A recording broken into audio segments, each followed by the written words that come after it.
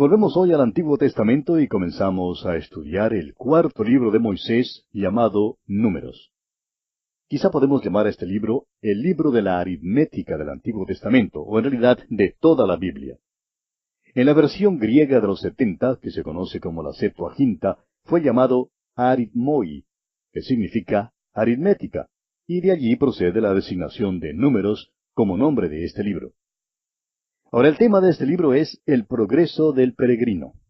Claro que nos damos cuenta de que Juan Bunyan utilizó primero este título para su famoso libro El progreso del peregrino, mucho antes de nosotros, pero hemos pedido prestado, por así decirlo, su título como tema de este libro de Números.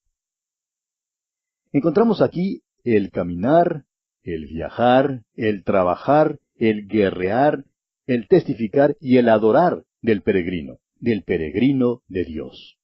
Es una guía para peregrinos, es un mapa de carreteras para atravesar el desierto de este mundo. Este libro también hoy en día nos puede proporcionar gran ayuda en nuestro peregrinaje espiritual.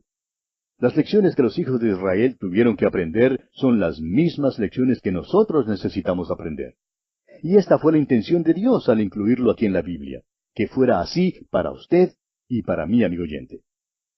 Esto mismo es lo que dice el apóstol Pablo en su carta a los Romanos capítulo 15, versículo 4, donde dice, porque las cosas que se escribieron antes, para nuestra enseñanza se escribieron, a fin de que por la paciencia y la consolación de las Escrituras tengamos esperanza. Este tema también lo desarrolla Pablo en su primera carta a los Corintios, capítulo 10, versículo 11, donde dice, y estas cosas les acontecieron como ejemplo, y están escritas para amonestarnos a nosotros, a quienes han alcanzado los fines de los siglos. En cuanto a esto, no olvidemos que el autor de la carta a los Hebreos dice así en el capítulo 11, versículo 13, conforme a la fe murieron todos estos sin haber recibido lo prometido, sino mirándolo de lejos, y creyéndolo y saludándolo, y confesando que eran extranjeros y peregrinos sobre la tierra. Por otra parte, el apóstol Pedro nos declara peregrinos en su primera carta, capítulo 2, versículo 11, cuando dice, amados, yo os ruego, como a extranjeros y peregrinos, que os abstengáis de los deseos carnales que batallan contra el alma. Y por último consideremos lo que dice el propio Señor Jesucristo en el Evangelio según San Juan, capítulo 17, versículos 14 y 15. Dice el Señor, yo les he dado tu palabra, y el mundo los aborreció porque no son del mundo, como tampoco yo soy del mundo. No ruego que los quites del mundo, sino que los guardes del mal. Pasando ahora al autor de este libro de Números, se acepta universalmente que el escritor fue Moisés. En cuanto a la posición histórica de este libro, Números es el cuarto libro del Pentateuco, el cuarto libro que escribió Moisés. Al comenzar el libro encontramos que los israelitas todavía están en el monte Sinaí, tal como lo estaban al comenzar nuestro estudio del libro anterior, es decir, el libro de Levítico. Y es porque los hijos de Israel no marcharon durante el libro de Levítico, y así todavía están acampados en el monte Sinaí. En nuestro estudio del primer libro del Antiguo Testamento y del Pentateuco, el libro de Génesis, nos enteramos de la creación y de la caída del hombre. Es el libro de los principios. Los hijos de Israel estaban en aquel entonces en los lomos de Abraham. El libro de Éxodo es el gran libro de la redención. Los hijos de Israel habían bajado a Egipto y el Éxodo es la historia de su salida de Egipto. Este libro principia con los israelitas trabajando en los ladrillares de Egipto y concluye dándonos a conocer la maravillosa manera de cómo Dios los libra de su esclavitud. Ahora, el libro de Levítico es el libro de la adoración y de la comunión. Allí Dios les habló desde el tabernáculo. No hay ningún movimiento ni viaje evidente en el libro de Levítico. Y así llegamos entonces al libro de Números, que es el libro del progreso del peregrino. Su nombre, Números, proviene del censo que se describe en el primer capítulo y del censo que se menciona en el capítulo 26. El tiempo entre estos dos números, o sea, entre estos dos censos, revela la tragedia de este pueblo en el desierto. En nuestro estudio del libro de Números, veremos la partida de los israelitas del monte Sinaí y su marcha a Cades Barnea. Ahora, en Cades Barnea su actitud de incredulidad se cristaliza en desobediencia cabal. la luz revela el estado de su fe y da a conocer su fracaso. Sin duda el autor de la carta a los Hebreos se refiere a esta situación, al decir en el capítulo 3, versículo 19, y vemos que no pudieron entrar a causa de incredulidad, allá en Hebreos 3:19. Después de Cades Barnea, comenzaron a viajar como vagabundos por el desierto hasta cuando murió toda aquella generación en ese desierto. Las dos excepciones notables fueron Josué y Caleb. Los años de este viaje sin rumbo constituye una verdadera cadena de sufrimientos, una jornada de tragedias y una historia de descarríos. Ahora había una distancia de unos 240 kilómetros entre el monte Sinaí y Cades Barnea, un viaje que en aquellos tiempos no debería demorar más de 11 días. Tomando en cuenta que pasaron 30 días en Kibrot, notamos que se demoraron 40 años haciendo una jornada que debieron haber hecho en 40 días. En Cades Barnea su caminar fue cambiado en extravío total, y siendo que rehusaron entrar en la tierra prometida, Dios no les permitió avanzar más allá de Cades Barnea. Lo que ocurrió al fin de su jornada entonces es que volvieron al mismo sitio. De modo que en Números capítulo 20 versículo 1 los encontramos nuevamente en Cades Barnea.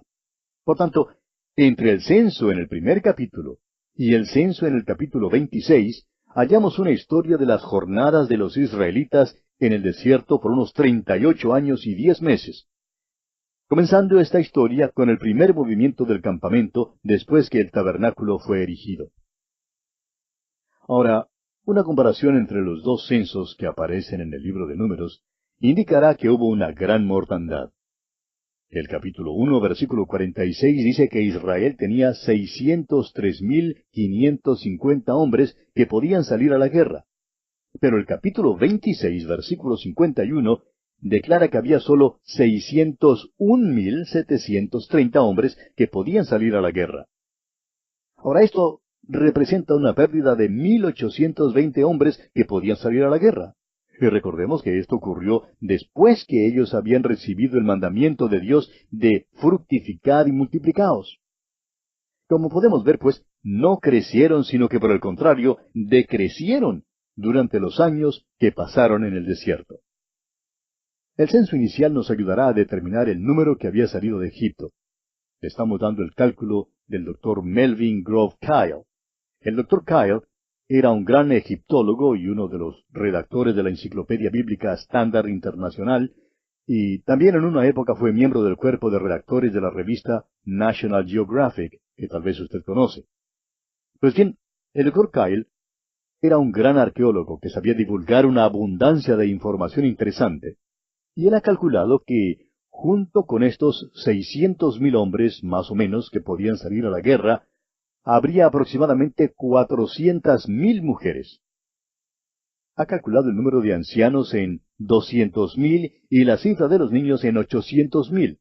Luego añadió la gente extranjera que seguía al pueblo escogido y la ha calculado en unos 100,000. Esto pues da un cálculo total de unas 2,100,000 personas, sin incluir la tribu de Leví, de los que salieron de Egipto. Personalmente creemos que la cifra total probablemente se aproximaba más a los 3 millones de personas, pero el hecho es que no tenemos los números exactos. Ahora, al estudiar este libro de Números, encontramos 6 aspectos principales. En primer lugar, tenemos el aprovisionamiento de la nación de Israel para la marcha por el desierto, que comprende los capítulos 1 hasta el 8. Y dentro de este aspecto tenemos la disposición del campamento en los capítulos 1 al 4. Ahora, bajo el tema de la disposición del campamento, tenemos el primer censo en el capítulo 1. El capítulo 2 nos da las normas y la posición de las 12 tribus en su marcha por el desierto. En tercer lugar, en el capítulo 3 encontramos el censo, la posición y el servicio de los levitas en la marcha por el desierto. En cuarto lugar, encontramos el servicio de los levitas en el tabernáculo en el capítulo 4. Ahora, en segundo lugar, dentro del aprovisionamiento de la nación de Israel para la marcha por el desierto, encontramos la purificación del campamento en los capítulos 5 al 8. Como dijimos, los primeros 4 capítulos nos presentan la disposición del campamento, y en los capítulos 5 al 8 tenemos entonces la purificación del campamento. Ahora, dentro de la purificación del campamento, encontramos primero la ofrenda de restitución y de celos en el capítulo 5. Segundo, el capítulo 6 nos presenta el voto de los nazareos, la bendición trina. En tercer lugar, el capítulo 7 nos habla de las ofrendas de los príncipes. Y en cuarto lugar, el capítulo 8 nos presenta las luces del candelero y el lavacro para los levitas. Estos pues son los temas que nos presentan los primeros 8 capítulos de este libro de Números, que constituyen el primer aspecto, o sea, el aprovisionamiento de la nación de Israel para la marcha por el desierto. Ahora, el segundo aspecto que encontramos en este libro es En marcha adelante, que comprende los capítulos 9 y 10. En el capítulo 9 tenemos el tema de la fiesta de la Pascua y la nube que cubría el tabernáculo. Y el capítulo 10 nos presenta el orden de la marcha. Estos dos temas comprenden pues el segundo aspecto, o sea, en marcha adelante. Ahora, el tercer aspecto que encontramos al estudiar este libro de Números es desde Sinaí hasta Cades, comprendiendo los capítulos 11 y 12. El capítulo 11 nos presenta las quejas y la murmuración del pueblo que desagradan al Señor. Y el capítulo 12 nos habla de los celos de María y Aarón y el juicio de María. Estos pues son los dos temas contemplados dentro del tercer aspecto desde Sinaí hasta Cades.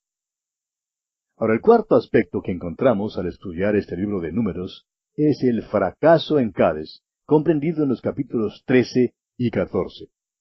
El capítulo 13 en particular nos presenta a los espías, que son escogidos y enviados a la tierra de Canaán, y vemos allí cómo regresan y dan su informe.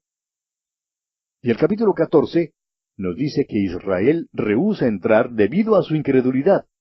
Esto es pues lo que constituye el cuarto aspecto, o sea, el fracaso en Cades. El quinto aspecto lo encontramos contenido en los capítulos 15 al 25 de Números. Y allí encontramos a Israel vacilando, chapuceando e inquietándose por pequeñeces en el desierto. El capítulo 15 en particular nos dice que esta actitud de Israel retarda la bendición de Dios, pero no destruye el propósito de Dios.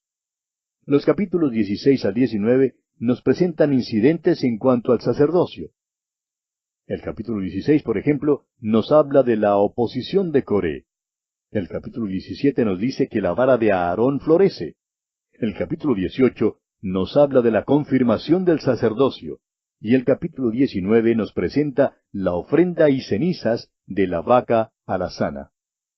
Ahora, en tercer lugar, dentro de este quinto aspecto, donde Israel vacila, chapucea y se inquieta por pequeñeces en el desierto, encontramos en el capítulo 20 la muerte de María y de Aarón y también agua que sale de la roca. En cuarto lugar, dentro de este mismo aspecto, tenemos en el capítulo 21 la primera victoria de Israel, el primer cántico y la serpiente de bronce. Y en quinto lugar, en los capítulos 22 al 25, tenemos al profeta Balaam. Ahora, el capítulo 22 nos presenta el camino de Balaam. El capítulo 23, el error de Balaam. Y los capítulos 24 y 25 nos presentan la doctrina de Balaam. Todo esto, pues, constituye el quinto aspecto que encontramos al estudiar este libro de Números, donde Israel vacila, chapucea y se inquieta por pequeñeces en el desierto, como ya hemos dicho. Ahora, el sexto y último aspecto que encontramos al estudiar este libro de Números se relaciona con el futuro. La nueva generación se prepara para entrar en la tierra. Este aspecto está comprendido en los capítulos 26 hasta el 36. Dentro de este aspecto del futuro y la preparación de la nueva generación para entrar en la tierra prometida, tenemos que el capítulo 26 nos habla del censo de la nueva generación. El capítulo 27 nos presenta el lugar de la mujer bajo la ley. Los capítulos 28 y 29 nos hablan de la ley de las ofrendas. El capítulo 30 nos habla de la ley de los votos. El capítulo 31 nos presenta el juicio de Madián. El capítulo 32 nos dice que las tribus de Rubén y de Gad piden quedarse en el lado oriental del Jordán. El capítulo 33 nos presenta el diario de las jornadas. El capítulo 34 nos da los límites de la tierra prometida. En el capítulo 35, las ciudades de refugio son dadas a los levitas. Y en el último capítulo de este libro de Números, el capítulo 36, encontramos la ley de la tierra prometida en cuanto a la herencia. Todo esto, pues, lo encontramos dentro del sexto y último aspecto que consideraremos en nuestro estudio de este libro de Números y que se relaciona con el futuro y la preparación de la nueva generación para entrar en la tierra prometida. Y este es, pues, el bosquejo que seguiremos al estudiar este libro de Números. Entremos ahora al capítulo 1. Los primeros 8 capítulos del libro de Números cuentan el aprovisionamiento de la nación de Israel para su marcha a través del desierto. Esta es la preparación para su peregrinaje. Los primeros 4 capítulos tienen que ver con el orden del campamento, o como dijimos antes, la disposición del campamento. Ahora no vaya usted a creer ni siquiera por un momento que lo que aquí se describe es una multitud desordenada pasando por el desierto a la desbandada. Ningún grupo jamás ha marchado de una manera más ordenada que éste. Al estudiar esto, estamos seguros que usted también quedará impresionado por la manera en que Dios insistió en el orden de este campamento. El apóstol Pablo, en su primera carta a los Corintios, capítulo 14, versículo 40, nos habla también del orden cuando dice, pero hágase todo decentemente y con orden. Amigo oyente, Dios quiere que las cosas sean hechas con orden, y Él hace las cosas con orden también. ¿Ha contemplado usted alguna vez la rosa, por ejemplo? Dios la ha creado con gran delicadeza. ¿Ha notado lo bien que Él ha creado un árbol? ¿Se ha fijado usted alguna vez en el orden del universo? Las cosas no se están entrechocando entre sí ni yendo de un lado para otro. Hay bastante espacio en que maniobrar porque el Señor lo ha arreglado así. Vivimos en un universo extraordinario, un universo que revela a un Dios de poder y un Dios de orden. Y Él es también un Dios personal, y esto es algo maravilloso, amigo oyente. En el Salmo 14, versículo 1 leemos, dice el necio en su corazón, no hay Dios. Y en realidad, solo un necio puede ser un ateo porque este universo vocea el mensaje, el orden del universo lo evidencia. El poder de este gran universo revela que hay una persona que lo está controlando. No solo revela su persona, sino también su carácter. Leamos lo que nos dice el rey David en su Salmo 19, versículo 1. Dice David, los cielos cuentan la gloria de Dios, y el firmamento anuncia la obra de sus manos.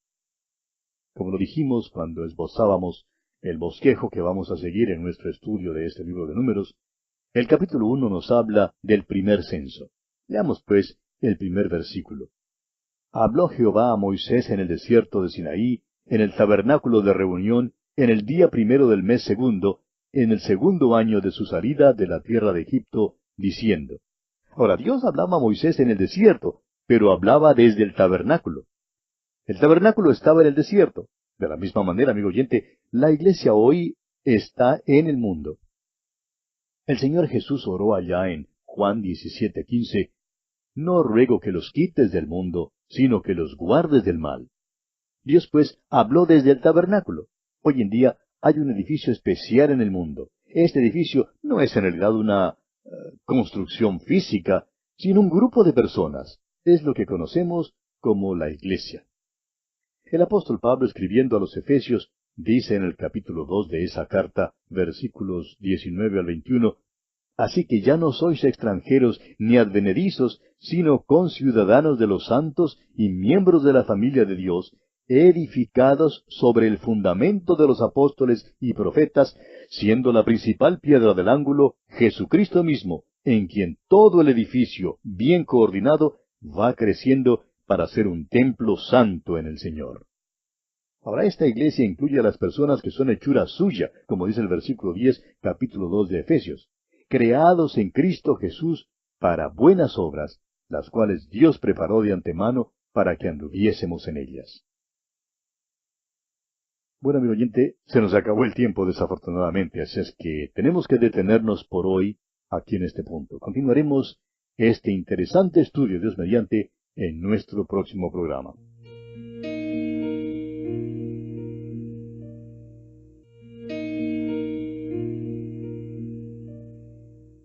Continuamos hoy estudiando el capítulo 1 del libro de Números, que comenzamos en nuestro programa anterior, y decíamos que Dios había hablado desde el tabernáculo.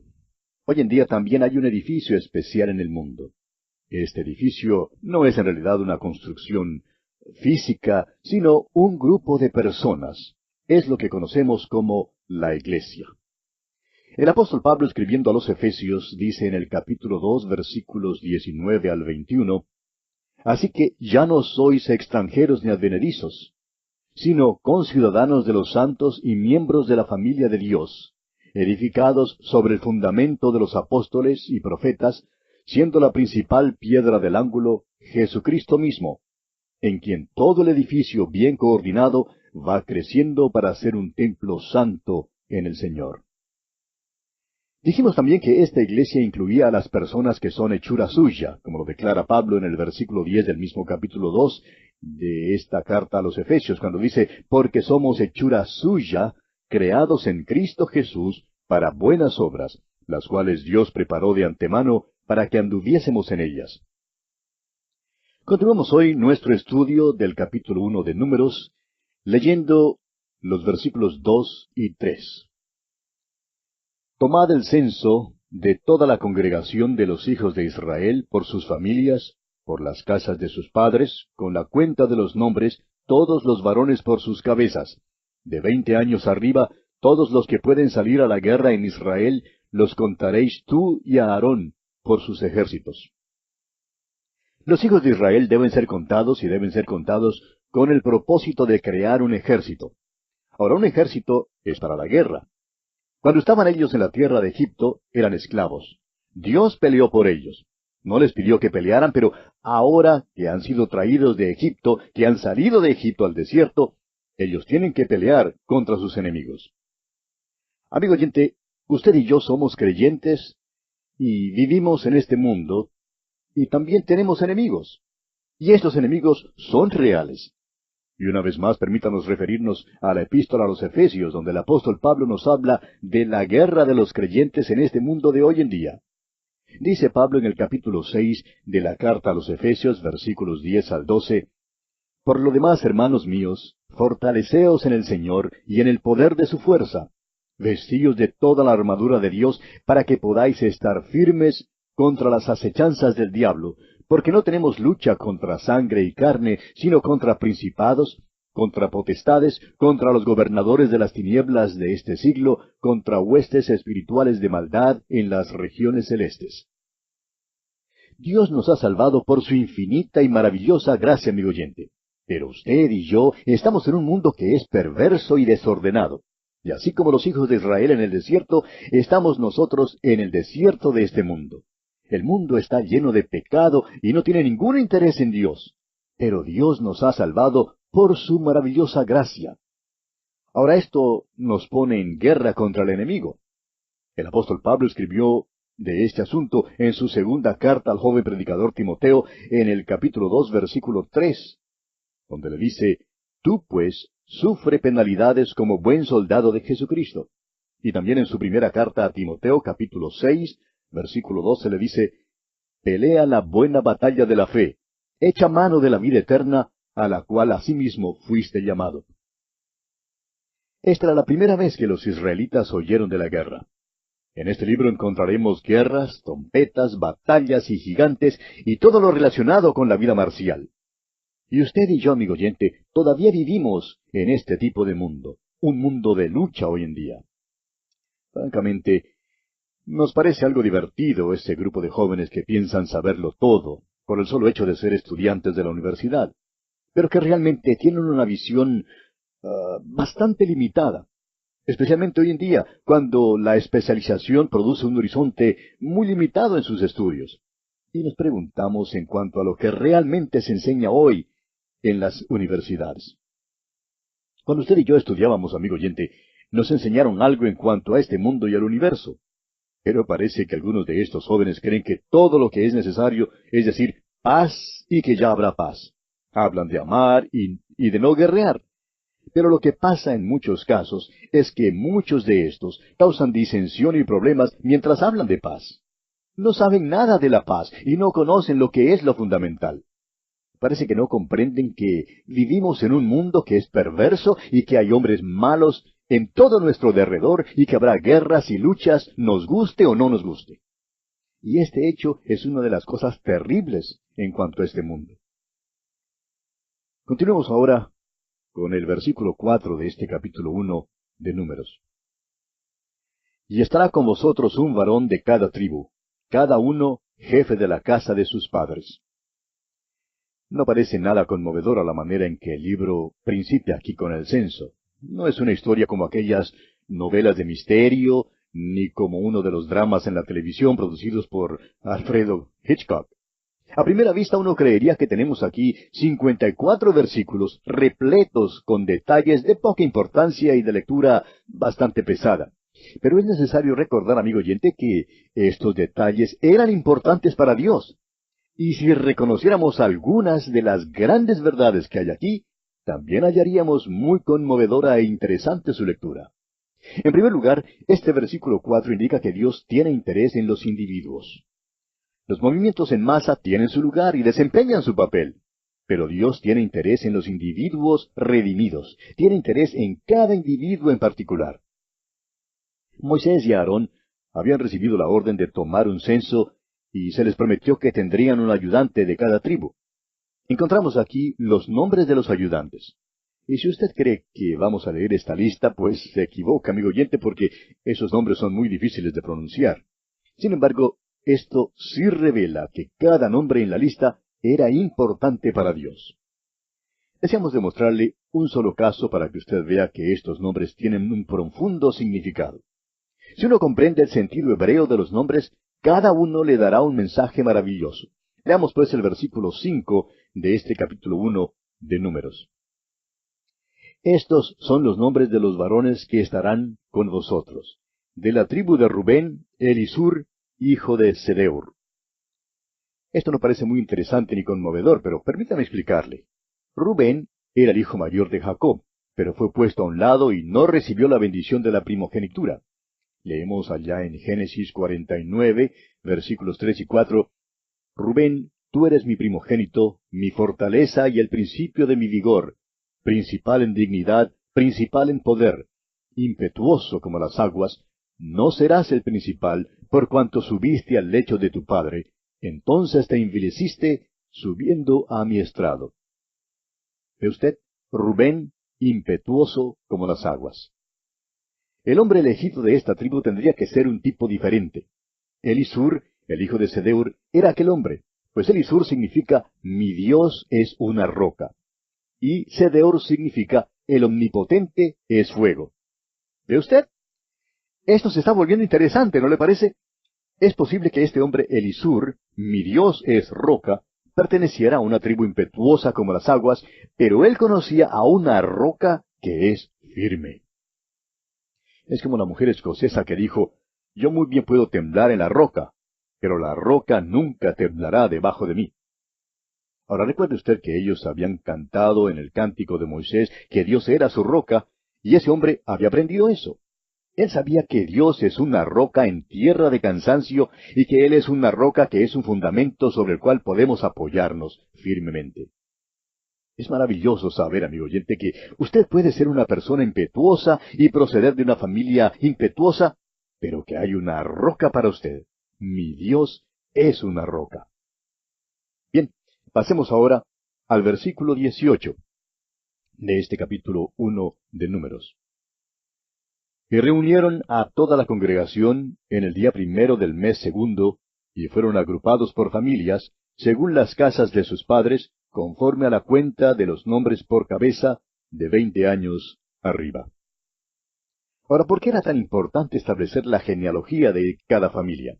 ¿Por qué tienen tanta importancia en la Biblia las genealogías? Bueno, creemos que usted concordará con nosotros en que tienen un propósito triple.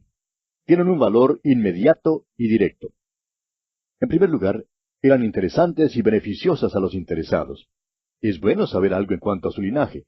Lo que ocurre es que desafortunadamente hay muchas personas que sienten gran orgullo en cuanto a sus antepasados, en cuanto a su linaje. Un joven que le gustaba mucho preguntar en cuanto al árbol genealógico de su familia, Un día, en una reunión familiar, estaba contándoles a los demás acerca de la historia de su familia. Uno de los asistentes le preguntó, dígame, ¿ha hallado usted algún bandido o cuatrero en su familia? Claro está que este joven se sintió apenado y hasta insultado con esta pregunta. Pero así sucede, amigo oyente. Entre nuestros antepasados quizás encontremos algunos pícaros. Somos muchos los que tenemos pícaros en la familia, aunque claro está, solamente nos gusta hablar y acordarnos de los buenos muchachos y muchachas. Pues bien, una genealogía siempre es algo interesante y siempre tiene importancia, especialmente cuando aparece aquí en la Biblia. Ahora, en segundo lugar, la razón por la cual algunos nombres y genealogías se dan con tanto cuidado en la Biblia, mientras otros se omiten, es porque la genealogía que nos interesa es la que nos conduce hasta Jesucristo. Vimos en nuestro estudio del libro de Génesis cómo la línea rechazada se mencionaba primero, y luego era dejada y olvidada. Luego la línea genealógica que conducía al Señor Jesucristo se daba, y es la línea que se sigue por toda la Biblia. El Nuevo Testamento en realidad principia con una genealogía. Todo el Nuevo Testamento o bien se sostiene o se cae en la exactitud de esa genealogía. Esta genealogía estaba registrada y probablemente fue puesta de manifiesto en el templo de aquel entonces. Era algo que se podía verificar con toda facilidad. Es importante notar que la exactitud de la genealogía de Jesucristo nunca ha sido dudada por sus enemigos. No han encontrado ninguna falla en ella. Y en tercer lugar, las genealogías son importantes porque Dios prohibió el matrimonio entre parientes, o entre judíos y personas de otras razas. Y era esencial que a un verdadero israelita le fuera posible declarar su linaje. Ellos eran los beneficiarios del pacto hecho con Abraham. La genealogía era necesaria para poder determinar quién era elegible para el sacerdocio. Aquellos que no tenían un linaje apropiado simplemente eran excluidos del privilegio del sacerdocio. Un ejemplo de esto lo encontramos allá en el libro de Nehemías.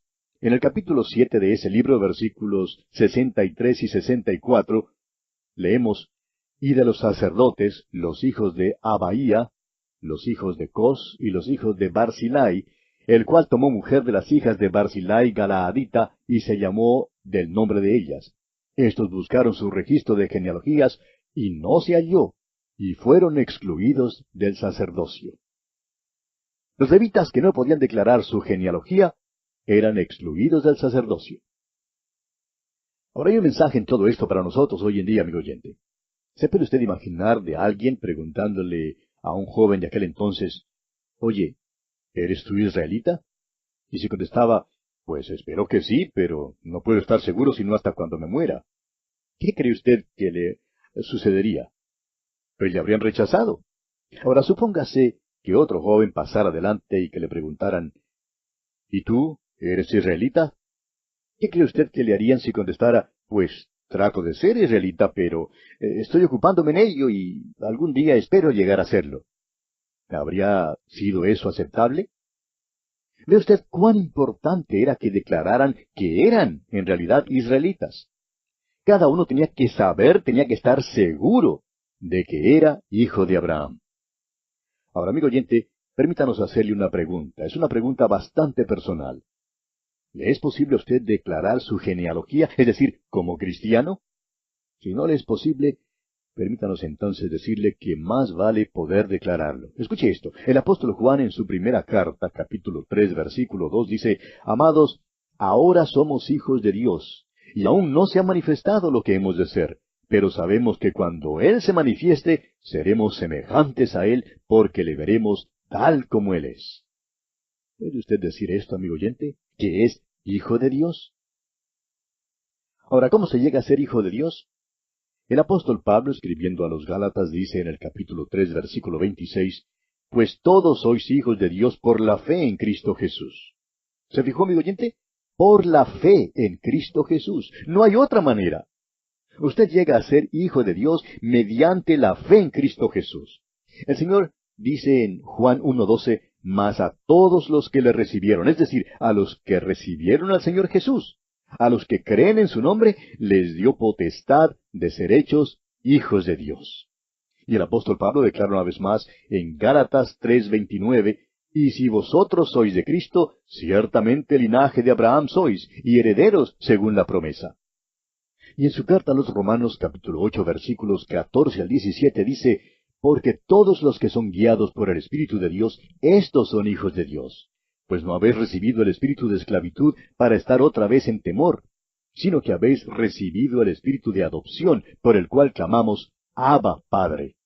El Espíritu mismo da testimonio a nuestro espíritu de que somos hijos de Dios. Y si hijos, también herederos, herederos de Dios y coherederos con Cristo, si es que padecemos juntamente con Él, para que juntamente con Él seamos glorificados.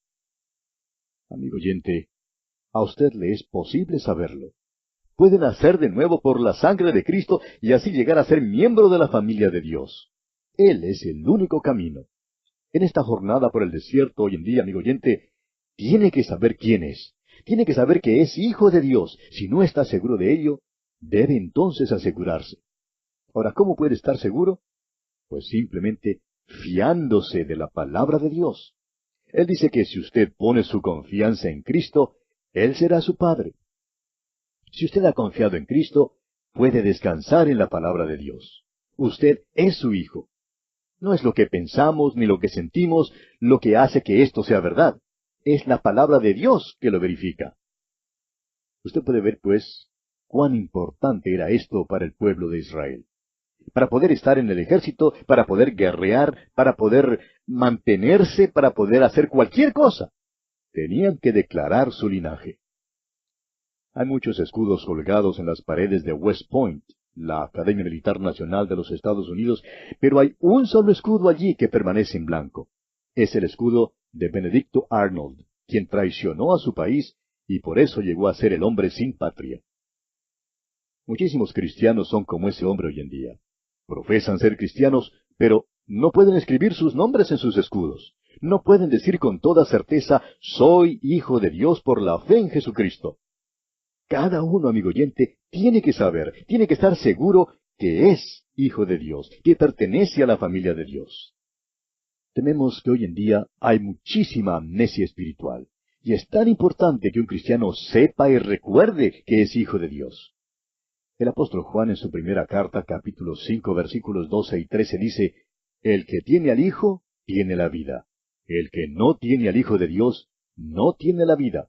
Estas cosas os he escrito a vosotros que creéis en el nombre del Hijo de Dios, para que sepáis que tenéis vida eterna y para que creáis en el nombre del Hijo de Dios. Pablo podía decir, porque yo sé a quién he creído, y estoy seguro que es poderoso para guardar mi depósito para aquel día. Sí, amigo oyente, es de vital importancia que un cristiano esté completamente seguro y recuerde constantemente de que es hijo de Dios. Pero si usted, amigo oyente, no es un hijo de Dios, es decir, todavía no pertenece a la familia de los redimidos por la sangre de Jesús, usted puede llegar a formar parte de la familia de Dios ahora mismo, sometiéndose a Dios y entregando total e irrestrictamente su vida en las manos del Señor Jesús, para que Él le transforme completamente en una nueva criatura, controlada por el poder del Espíritu Santo. Esto es aceptar a Jesucristo como Salvador personal, cuando uno permite que Dios realice en uno mismo la obra de la redención, es decir, cuando ya dejamos de contemplar esta obra de redención en el plano general y permitimos que Dios la aplique al plano íntimo y personal de nuestra propia experiencia. Entonces nacemos de nuevo. Solo así podremos decir por experiencia propia que Jesucristo no solo es el Salvador del mundo, sino además que es mi Salvador personal. Si usted, amigo oyente, acude a Cristo Jesús en este mismo momento, podrá experimentar entonces este nuevo nacimiento que le permitirá ingresar a la familia de Dios. Le exhortamos, pues, a acudir al Señor Jesucristo en esta hora, para que así pueda usted decir con toda certeza, yo soy un hijo de Dios. Dios le ayude a hacerlo.